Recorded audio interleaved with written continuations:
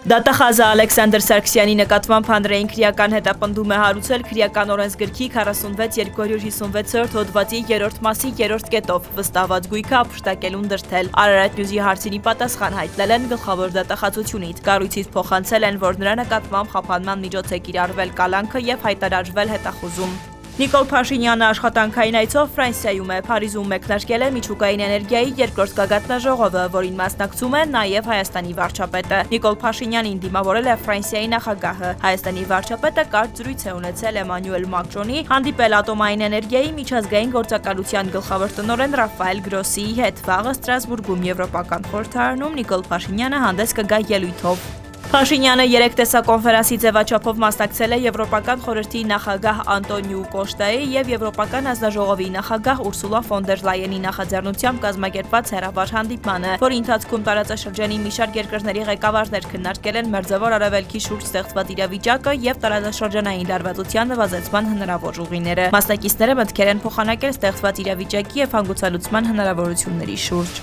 Իրանում Հայաստանի դեսպանությունը շարունակում է աշխատել արտակարգ ռեժիմով։ Դեսպանության աջակցությամբ մարտի 9-ին Հայաստան է վերադարձել Հայաստանի քաղաքացիություն ունեցող երկրորդ անձը։